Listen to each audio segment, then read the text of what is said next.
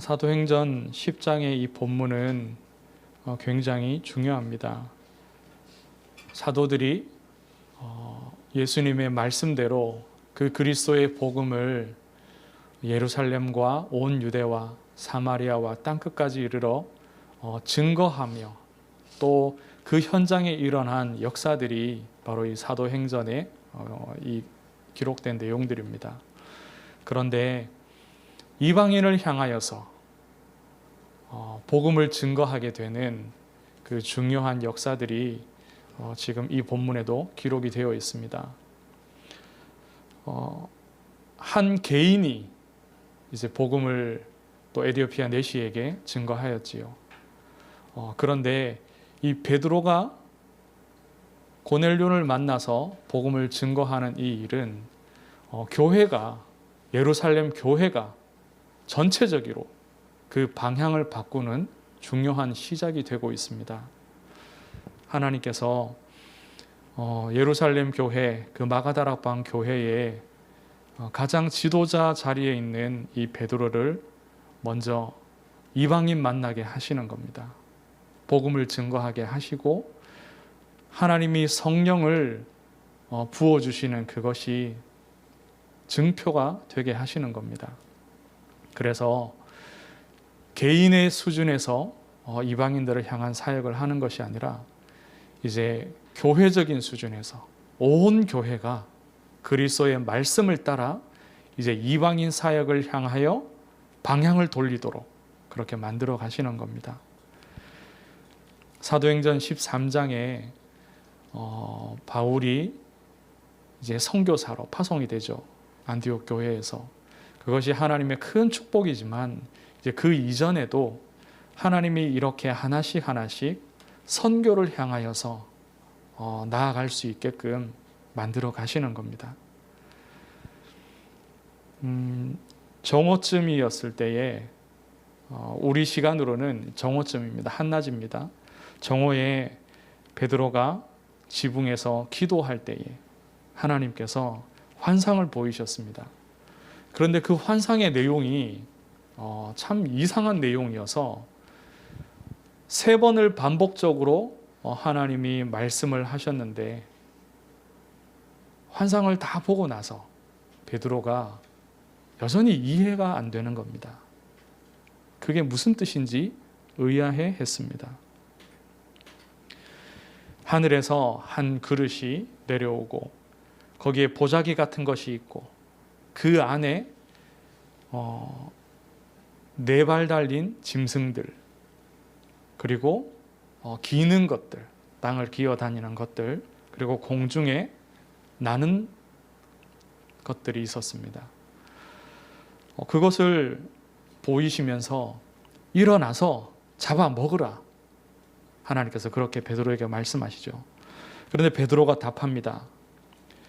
14절에 주여 그럴 수 없나이다. 속되고 깨끗하지 아니한 것을 내가 결코 먹지 아니하였나이다. 자기가 그렇게 하나님의 율법의 말씀을 지키며 살아왔고 지금도 제가 그렇게 하겠습니다. 먹지 않을 겁니다. 그렇게 베드로가 답을 했죠. 베드로의 답은요, 옳은 답입니다. 바르게 말한 겁니다. 하나님이 예전에 말씀하신 그 말씀을 근거로 실제로 그렇게 살았고 베드로가 그렇게 고백을 하는 겁니다.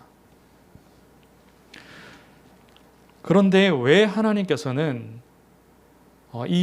이러한 환상을 그에게 보이셨느냐? 그 보자기 안에는요, 모든 짐승들이 다 있는 겁니다. 온갖 종류의 짐승이 다 있어요. 분명히 하나님께서 말씀하시기를 어떤 것은 먹어도 되고 또 어떤 특별한 것들은 먹지 못하게끔 하나님이 말씀을 하셨었거든요. 레위기 11장에 자세하게 그 구분하신 내용들이 나옵니다. 그런데 왜 전에는 먹지 말라 하셨는데 또 이제는 먹으라 하시느냐? 그 구분이 없이 먹으라 하는 거예요. 예수님께서도 말씀하셨습니다. 마가복음 7장 19절에 말씀하시기를 모든 음식물 깨끗하다. 예수님께서 그렇게 말씀하셨습니다. 그럼 뭐가 맞는 겁니까? 전에는 이렇게 말씀하셨고 이제는 이렇게 말씀하시면 전에는 내가 옳은 사람이었고 이제는 하나님 말씀에 순종치 않는 사람이 되는 겁니까?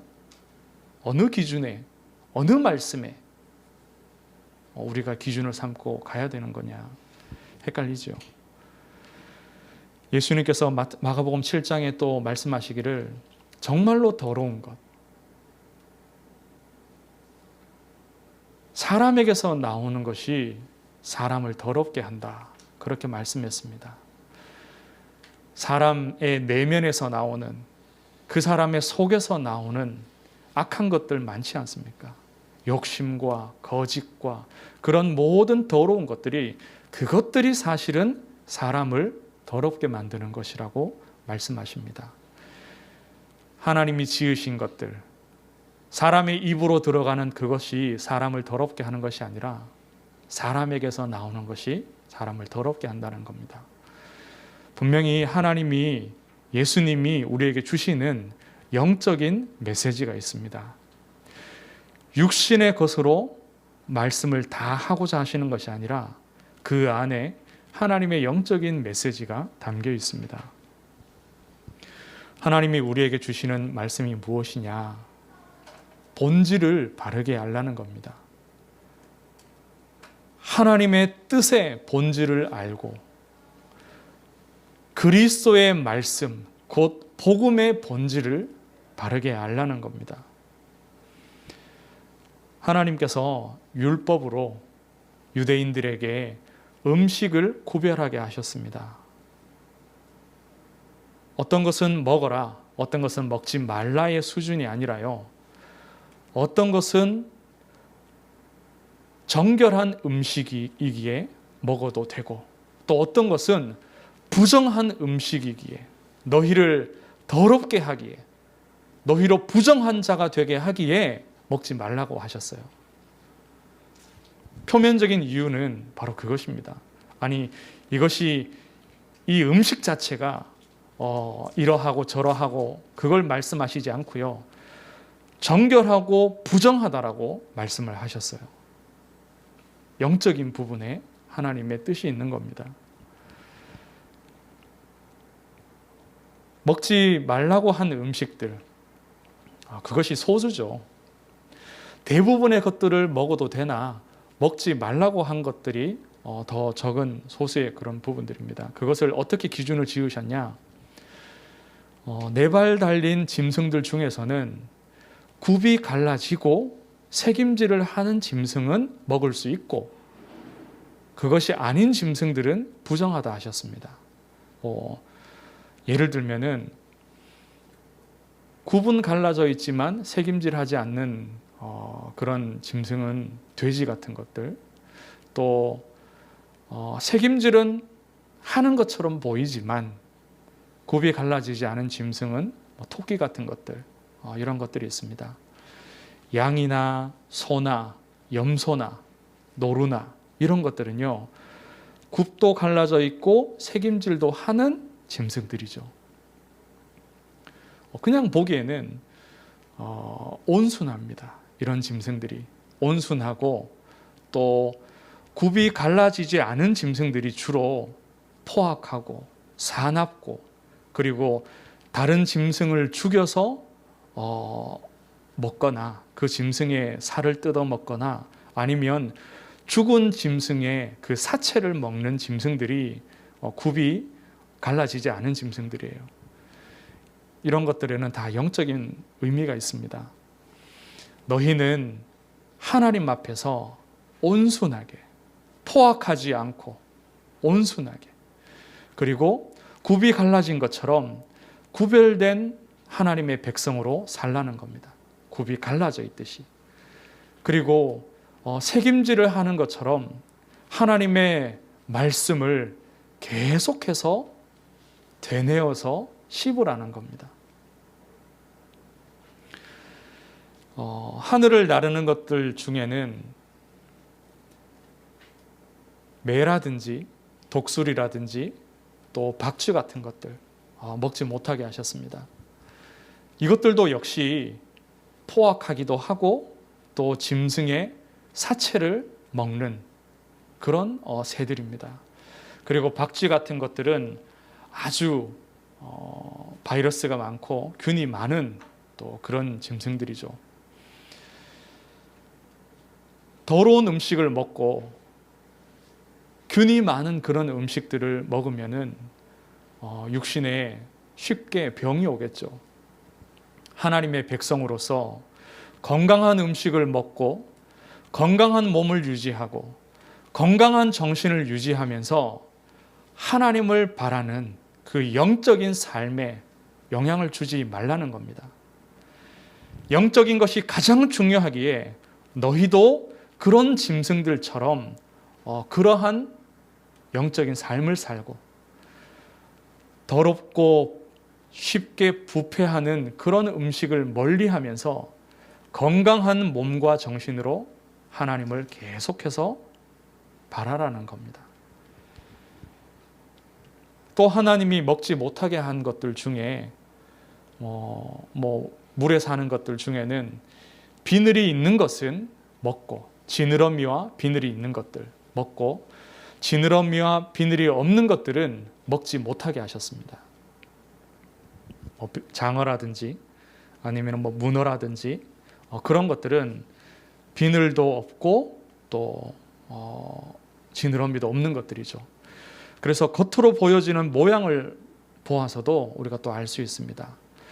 보기에 좋고 빛깔이 아름답고 형태가 분명한 것들은 하나님이 먹게 하셨고요.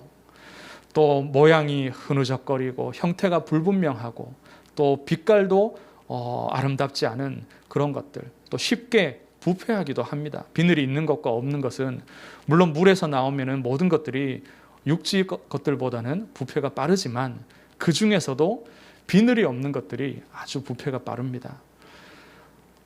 하나님 앞에서 분명하게 모양을 가지고 아름다운 빛깔을 띠며 또 그렇게 살아가라는 겁니다. 우리가 하나님의 아름다운 백성이고 귀한 백성이기에 먹는 것조차도 그런 것들을 먹으면서 하나님 앞에서 그러한 신앙인으로 하나님의 백성답게 살아가라는 것이 이 율법에 먹는 것에 다 담겨 있는 하나님의 메시지입니다.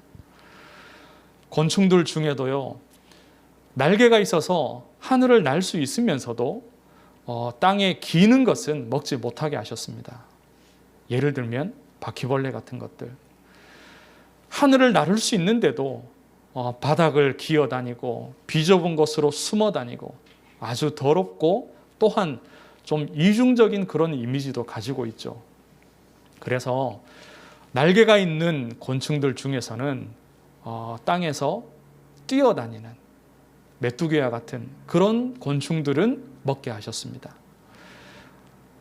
영적으로 건강하게 또 구별된 모양의 삶을 살게끔 하나님 그렇게 메시지를 하고 계신 겁니다. 그런데 이것이 하나님의 뜻이 하나님의 이 말씀 주신 그 본질이 이해되지 않으면요, 이 음식은 먹을 수 있고 이 음식은 먹을 수 없다. 그래서 이 음식을 먹는 이방인들도 부정한 자들이다. 우리는 그들과 상종하지 않는다. 같은 음식을 먹을 수 없다. 계속해서 의식에 매이게 되는 겁니다. 출애굽을 할 때에 가나안 땅을 정복할 때에 하나님이 분명히 말씀 주셨습니다. 이방인들을, 그 땅에 살고 있는 이방 족속들을 다 쳐서 멸하라고 하셨습니다. 다 죽이라고 말씀하셨어요. 그런데 왜 이제 와서 이방인인 고넬료를 하나님께서 만나게 하시느냐? 그 집에 가면 함께 먹어야 될 것이고 그들의 음식을 먹고 마셔야 되며 그들과 대화해야 되고 그 집에 거하여야 됩니다. 하나님이 율법을 주신 이유가 분명합니다. 그 율법을 지키라 하신 이유가 분명합니다. 율법으로는 우리의 죄를 깨닫게 하시는 겁니다. 로마서 3장에도 또 7장에도 바울이 분명히 말씀합니다.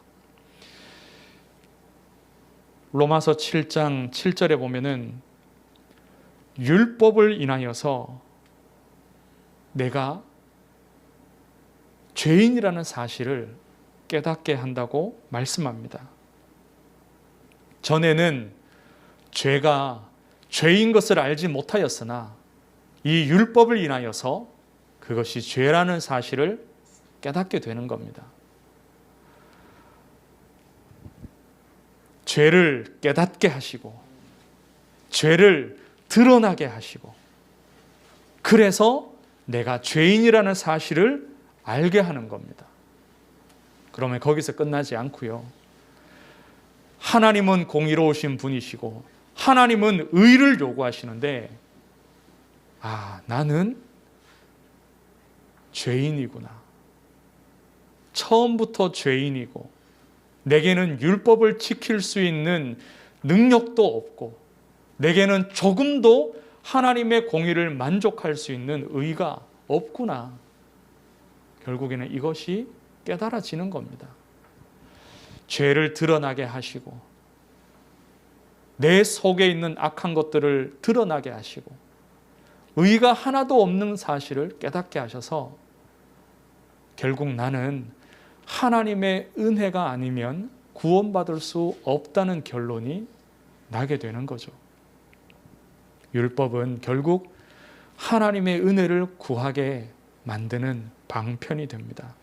만약에요, 우리가 하나님의 율법을 다 만족할 수 있다면 괜찮겠죠. 그러면 됩니다. 그러나 그럴 수가 없습니다. 하나님께서 왜 이방인을 치라고 하셨습니까?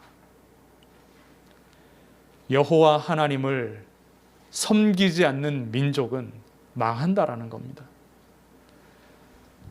하나님을 섬기지 아니하고 창조주 하나님을 섬기지 아니하고 우상을 숭배하며 사단의 백성으로 살아가는 민족은 개인은 반드시 심판받고 멸망한다는 것을 보이시는 겁니다. 하나님의 택한 백성 이스라엘을 통하여서 하나님 떠난 민족들을 치시는 겁니다. 하나님의 공의와 하나님의 심판과 하나님의 일하시는 사실을 보이는 거죠. 그러면 그게 끝이냐? 그렇지 않습니다. 왜 우리는 살 수 있냐? 왜 우리는 저들처럼 멸망하지 않느냐? 왜냐하면 하나님이 택하셨기 때문입니다. 하나님이 택하셔서 피제사의 그 은혜를 주셨기 때문에 하나님의 택함을 받고 하나님의 율법을 받고 죄에서 머무는 것이 아니라 죄 씻음 받을 수 있는 길을 하나님께서 열어주신 겁니다. 하나님의 말씀을 주는 선지자들을 보내시고 죄 용서받을 수 있는 제사장을 하나님이 세우시고 하나님의 백성으로 하나님의 은혜 안에 하나님의 돌보심 안에 있을 수 있게끔 하나님께서 왕들을 세워주시는 겁니다. 그래서 나는 하나님 앞에서 하나님의 자녀요 자유인이고 저들은 우상숭배 가운데 사단의 손 안에서 종의 인생을 살아가는구나. 멸망의 길을 가는구나. 이것을 하나님께서 보게 하시는 겁니다. 그것이 율법을 주신 이유이고 정결한 음식과 부정한 음식을 나누신 이유이며 또 이방인들을 치라고 하셨던 하나님의 그 말씀의 이유입니다. 정말로 본질을 알면은 하나님의 은혜를 구하게 됩니다. 정말로 본질을 알면은 나를 택하시고 우리 민족을 택하시고 구원하셨듯이 하나님 저 민족도 택하시고 구원하여 주시옵소서. 이렇게 중보의 기도가 나오는 거죠. 그런데 이스라엘이 그렇게 했습니까? 못했습니다. 하나님 말씀의 본질을 깨닫지 못하니까 하나님이 약속하신 그리스도가 아니라 자기들을 중심적으로 자기들이 원하는 그리스도를 만들고 기다렸습니다. 율법을 만족할 수 있다고 오해하고 그로 인해서 이방인들을 살리기보다는 오히려 이방인들로 하여금 하나님께 나아오지 못하도록 더 막아버렸습니다. 하나님이 말씀하셨죠. 처음 아브라함을 부르실 때부터 너로 말미암아 모든 민족이 복을 얻게 될 것이다. 저들이 그리스도가 누구신지 알고 저들이 하나님의 은혜 입어서 저들도 하나님의 백성이 되고 저들도 네가 받는 그 복을 받게 될 것이다. 이것이 하나님이 아브라함에게 주셨던 약속의 말씀이죠. 온 이스라엘 백성들이 자기들의 조상 아브라함을 사모하고 또 섬기고 존경하고 따르지만 하나님이 주신 그 말씀의 본질, 아브라함을 택하셨던 하나님의 그 은혜의 본질은 전부 다 놓치고 있는 겁니다. 오히려 율법과 의식에 매여서 하나님의 말씀에서 멀리 떠나 있죠. 스스로도 그리스도를 발견하지 못하고 이방인들로 하여금 그 그리스도 앞으로 나오지 못하게 막는 겁니다.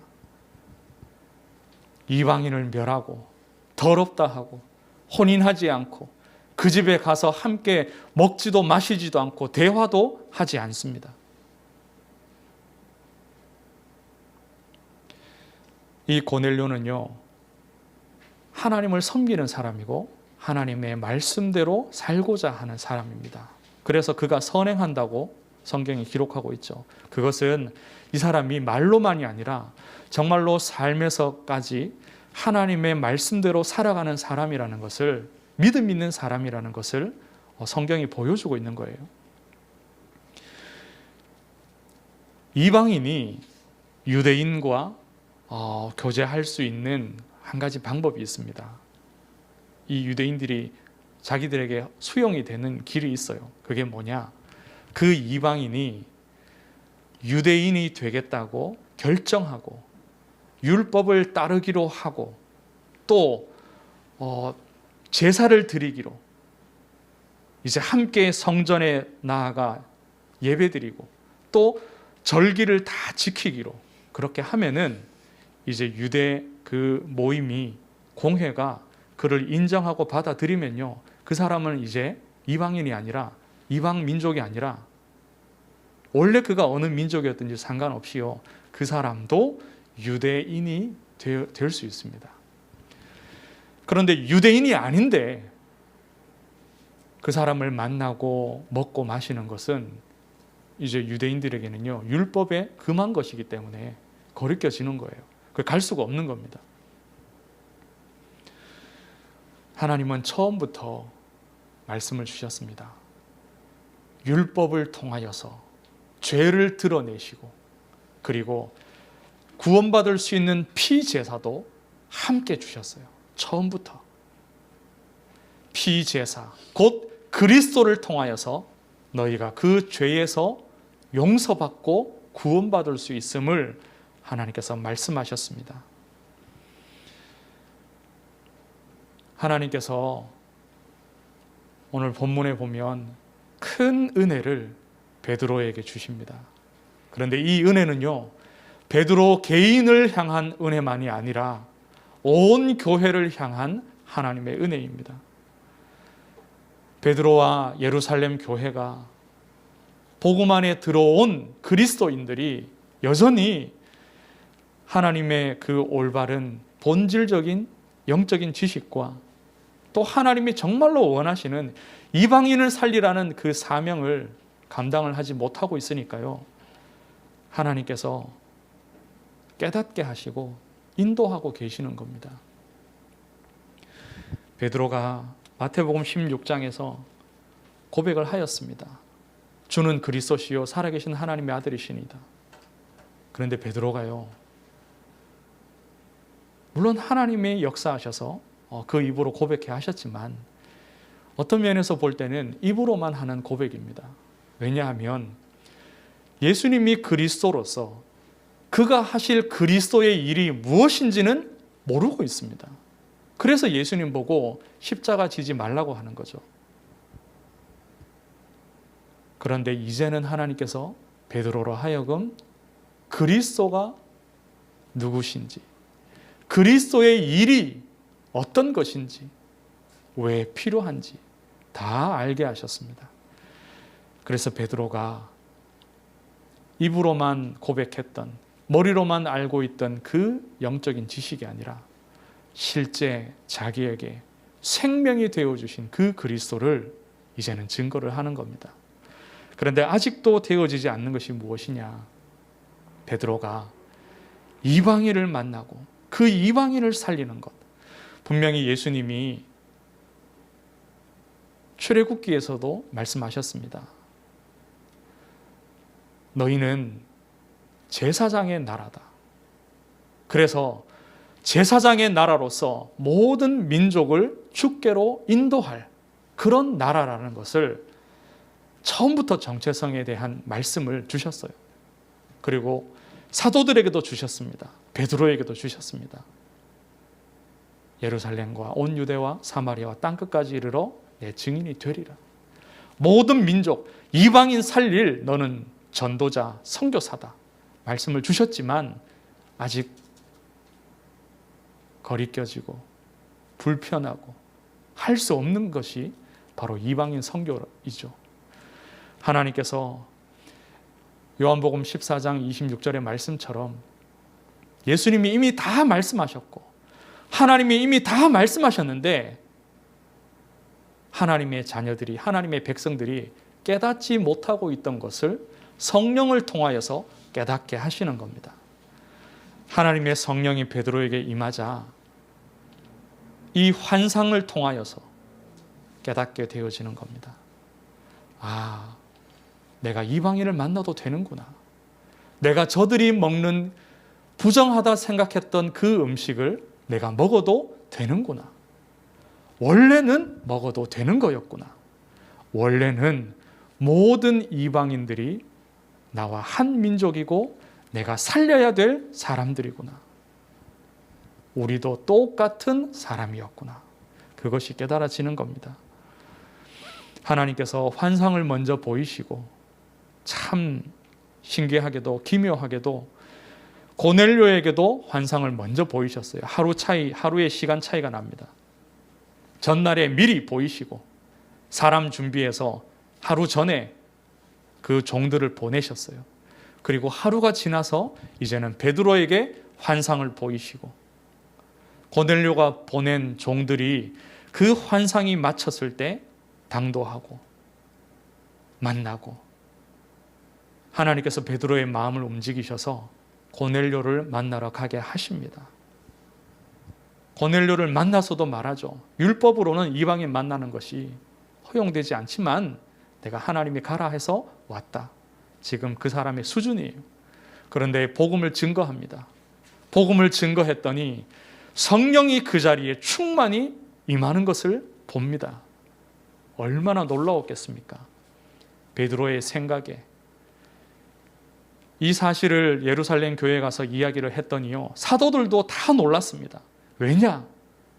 그들의 생각에 이방인에게는 하나님이 성령을 내리지 아니하신다. 과연 하나님이 이방인에게도 성령을 주시겠느냐? 이런 생각이 뿌리 깊이 있는 거죠. 선조로부터 내려온, 대대로 내려온 생각들입니다. 율법에 대한 오해요. 하나님 말씀, 하나님 뜻에 대한 오해인 것입니다. 말씀을 맺습니다. 하나님께서는 하나님의 뜻과 복음의 본질을 바르게 깨닫지 못하고 있는 우리를 버려두지 않으십니다. 하나님이 택하셨고 하나님이 쓰시기로 작정하셨다면, 그래서 하나님이 오늘 저와 여러분이 이 말씀을 듣게 하시는 겁니다. 하나님이 받고 나가시려고. 그래서 하나님의 소원이신 모든 이방인들과 또 어떤 형편에 처해 있는 사람이든지 이 복음을 주어서 살리게 하는 겁니다. 벌써부터 하나님을 알고 선행도 하고 구제도 하고 하나님 보시기에 좋은 사람들만 교회에 오는 것이 아니라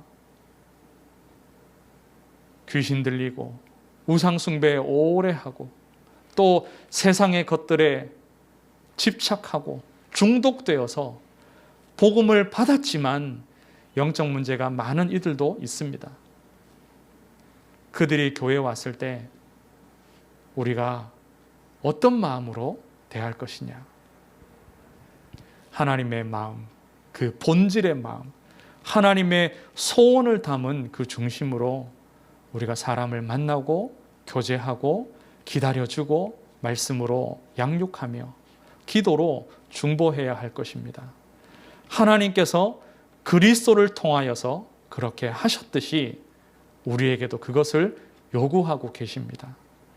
그리고 하나님께서 우리가 할 수 없음을 아시고 우리에게 은혜를 먼저 주시고 환상으로 베드로를 깨닫게 하셨던 것처럼 만남으로 깨닫게 하시고 성령에 내려오는 것을 인하여서 깨닫게 하셨던 것처럼 하나님이 우리도 깨닫게 하시고 우리도 받고 나가실 줄 믿습니다. 베드로와 예루살렘 교회가 받았던 그 응답을 저와 여러분이 똑같이 누리기를 주의 이름으로 축원합니다. 하나님 은혜를 감사합니다. 하나님의 말씀, 처음부터 주셨던 그 말씀이 깊이 깨달아지게 하시고 성령의 충만함 속에 말씀을 깨달으며 말씀을 누리며 그 말씀을 증거하게 하여 주옵소서. 하나님, 우리 안에 바뀌어지지 않는 부분들이 많으며 오해하고 있는 것들이 많으며 우리의 영적인 문제가 많사오니 하나님, 그리스도 안에서 성령의 충만함을 주셔서 고치시고 새롭게 하시고 바꾸어 주시옵소서. 살아계신 예수 그리스도 이름으로 기도드리옵나이다. 아멘.